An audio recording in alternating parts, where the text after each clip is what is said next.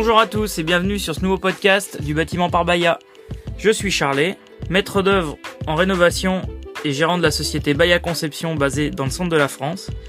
J'interviens sur tout le bâti ancien, mais aussi sur des constructions neuves un peu atypiques.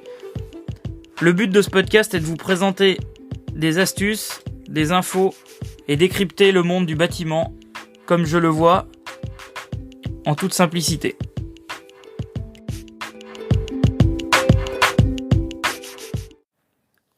Aujourd'hui, on se retrouve pour un nouvel épisode où on parlera du bilan de l'année 2023 qui n'a pas été simple.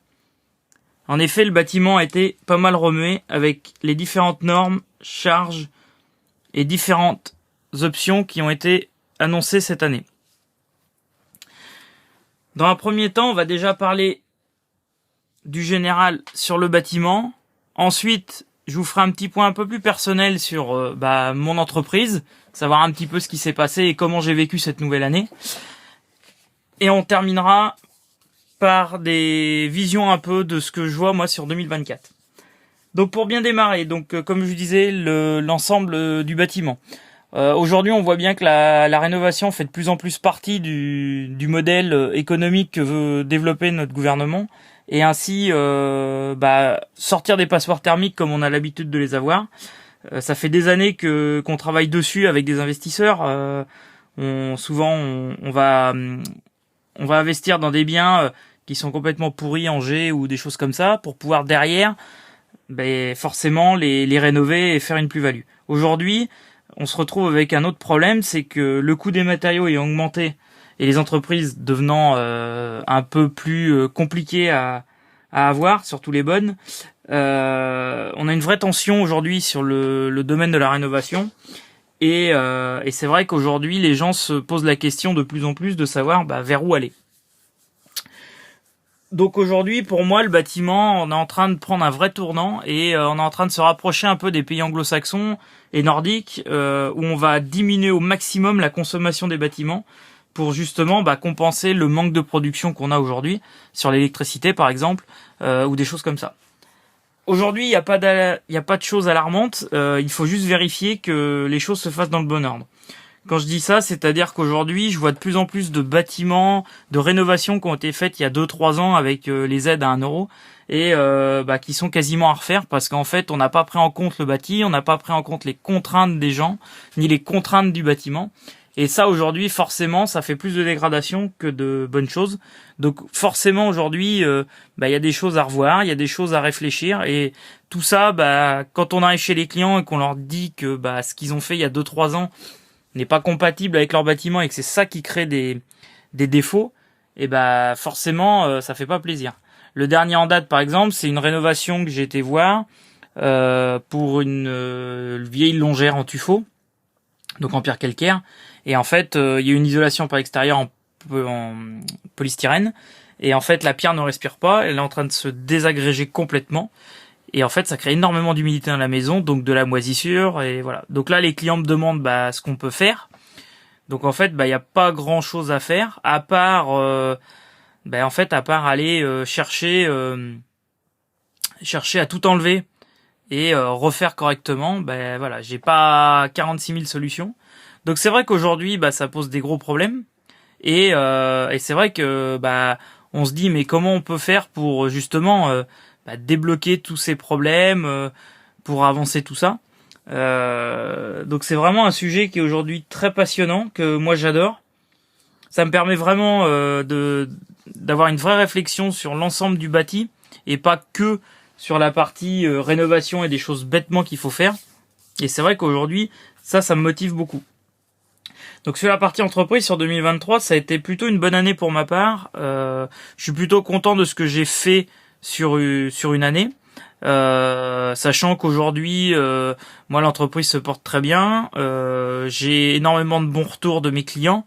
Vous voyez, si vous voulez aller voir, vous pouvez aller checker ma page Google où sans aucune entourloupe, on va dire. Moi, j'ai vraiment des avis de mes clients que je demande. J'ai de très bons retours. Je mets pas tout non plus en ligne, mais aujourd'hui je suis plutôt content. On a fait des chantiers qui sont plutôt intéressants. Là, le dernier en date, c'est une longère que je suis en train de finir de rénover avec un cabinet d'architecte. Voilà, donc où je fais le suivi de chantier. Donc on a fait un très beau résultat. On a perdu un peu de temps sur le projet, mais sinon dans l'ensemble, non, on a fait vraiment de très belles choses aujourd'hui. Comme je vous disais sur 2024 pour moi va être une année compliquée de transition, surtout de transition en fait, sur le monde de la rénovation. Pourquoi ? Parce qu'aujourd'hui, voilà, comme vous le savez peut-être, on parle de mon accompagnateur rénov, les primes sont en train de changer, les attributions sont en train de changer, donc voilà, donc tout ça est en train de se mettre en place. Moi personnellement, je suis en train de me former à tout ça. J'ai repris des formations sur ce début d'année. Donc l'idée va être d'être de plus en plus qualifié pour pouvoir vous aider dans vos projets. Alors il faut savoir que, par exemple, mais j'en reviendrai sur un prochain épisode, de toute la partie aide, on va dire. Mais aujourd'hui, pour les particuliers, il va falloir passer sur les biens, donc en F et en G, sur des rénovations globales. C'est-à-dire qu'en fait, on pourra plus dire juste, par exemple, on change les fenêtres, terminé, et je veux les aides. Si vous voulez les aides aujourd'hui, il faudra passer sur des bouquets globaux de travaux, c'est-à-dire, il faudra faire une vraie analyse. Donc, il sera demandé un audit du bien, donc un DPE, un audit, pour pouvoir vérifier justement l'état du bien. Ça sera un peu on va dire un peu le contrôle technique, pour que ça soit plus simple pour tout le monde, mais ça sera le contrôle technique, voilà, de votre maison. Ça va permettre vraiment de savoir ce qu'il y a dans les murs, l'état des fenêtres, la ventilation, voilà, toute l'isolation en général. Suite à ça, il faudra que vous contactiez un accompagnateur rénov. Donc ça, c'est des gens qui vont être formés, certifiés par l'État. Donc moi, je suis en train de me faire former et donc pour être certifié, mon accompagnateur rénov. Et l'idée, c'est que ces gens-là viendront en tant que techniciens en fait faire une analyse de tout ça et vous conseiller au mieux dans les scénarios qu'il faudra faire pour pouvoir sortir de ces passoires thermiques, donc de F et de G. L'idée sera d'aller chercher au minimum, pour avoir un maximum d'aide, 2 lettres de mieux. C'est-à-dire que par exemple un G, il faudra au minimum arriver en E pour pouvoir avoir un maximum d'aide. L'idéal sera forcément d'arriver en D, voire même mieux, pour anticiper un maximum l'avenir, parce qu'il n'y a pas d'intérêt à rester par exemple en E, sachant qu'on sait très bien que dans quelques années, le E sera le F ou le G d'aujourd'hui. Donc l'idée, ça va être d'avoir des gens qui vont venir vous aider, vous épauler dans cette démarche-là. Moi aujourd'hui, ma démarche d'aller et d'être certifié mon accompagnateur rénov, c'est pour continuer de faire ce que j'ai toujours voulu faire avec mon entreprise et que je fais depuis maintenant bientôt 2 ans, c'est de faire toute la partie clé en main. Donc en fait, vous n'aurez qu'un seul interlocuteur. Moi, l'idée, je vais pouvoir vous faire vos dossiers d'aide, je vais pouvoir forcément refaire mon boulot après derrière de maître d'œuvre, mais c'est-à-dire que une fois le dossier d'aide va être fait, moi derrière, je pourrais vous faire vos déclarations administratives, donc permis ou déclaration de travaux, les plans, faire le cahier des charges et après sélectionner les entreprises avec mon réseau d'entrepreneurs que j'ai pour faire vos travaux.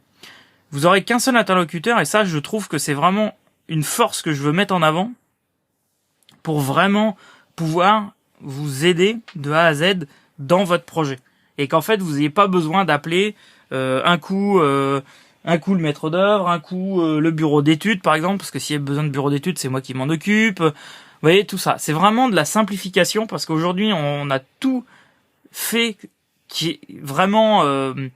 comment vous expliquer ça, mais vraiment... on a fait une usine à gaz, en fait, de la rénovation, alors qu'en fait, moi, je me rends un peu compte que en fait, c'est le défaut de qualification de certaines personnes qui, aujourd'hui, ont généré tout ça. Parce qu'aujourd'hui, on a des gens qui se lancent dans la rénovation, ou alors qui travaillent dans le bâtiment depuis des années, qui n'ont jamais fait aucune formation de mise à niveau, et qui continuent de travailler comme il y a 20 ans.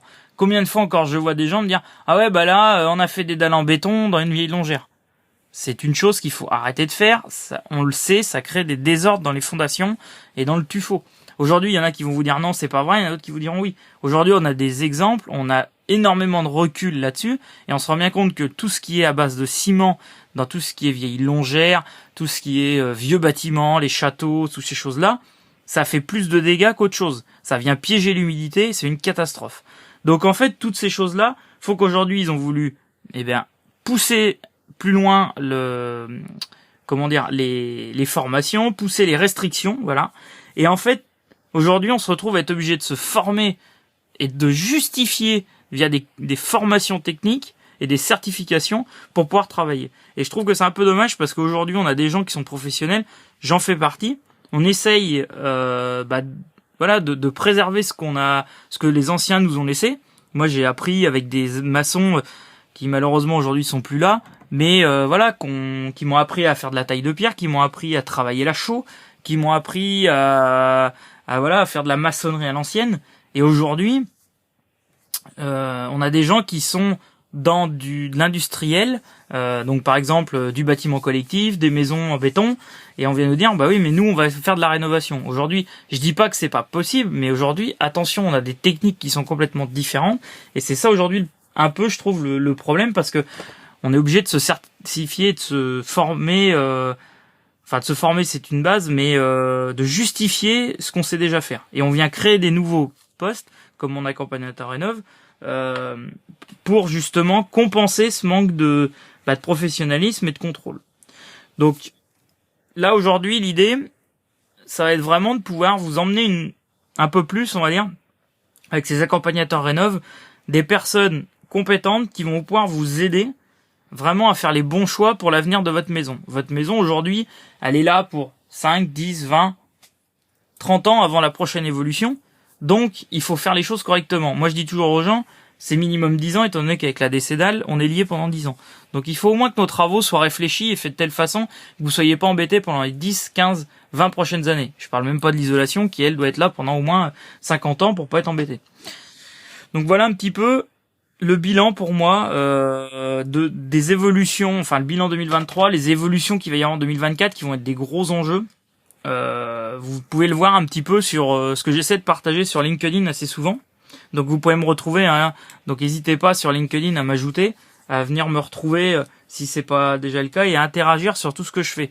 L'idée c'est aussi d'avoir des sondages et des retours pour que je puisse aussi les développer dans le podcast et que je puisse aussi vous aider à mon niveau sur vos problématiques. Le prochain sujet, on traitera un peu plus dans le détail dans la partie des aides, de la rénovation, de comment on peut vous aider et comment moi, à mon niveau, je peux vous aider sur vos projets, plus dans le détail. Voilà. Donc c'est un plaisir de vous retrouver aujourd'hui. J'espère en tout cas que ce petit épisode va vous plaire. Moi, l'idée sera toujours de rester sur des formats de 15 minutes pour que ça aille assez vite, vous faire des choses qui sont vraiment condensées. Pas trop de blabla, beaucoup d'infos. Alors oui, c'est assez court, mais c'est le but. Moi, j'aime bien les podcasts assez courts. J'aime aussi les podcasts longs, il en faut. Mais voilà, moi j'aime bien avoir des petits sujets plus récurrents, et au moins on peut aller plus dans le détail sur d'autres projets, d'autres podcasts. Vous me contactez, je pourrais vous aider. Vous pouvez me retrouver aussi sur l'actualité des chantiers sur mon Instagram. Donc toujours Baya Conception. Tous les réseaux sont sur Baya Conception, donc vous n'hésitez pas à m'ajouter, venez me voir. En parallèle, je lance la chaîne YouTube pour réinjecter aussi tous les podcasts dedans. Comme ça, vous pourrez les retrouver sur d'autres plateformes, ce qui peut être aussi un peu plus simple. Et je vous dis surtout merci pour l'écoute. On commence à faire quelques belles petites écoutes, 35, 40 personnes qui écoutent, donc je suis plutôt fier de moi. Et je continuerai toujours à vous développer des sujets avec plein de belles choses qui vont arriver. Donc n'hésitez pas, si vous avez la moindre question, vous m'envoyez un message, LinkedIn, Instagram, n'hésitez pas, c'est là où je suis le plus présent, et ça sera un plaisir si je peux vous aider, de vous répondre à vos questions. Je vous souhaite une très belle journée, merci pour cette écoute, et à très bientôt.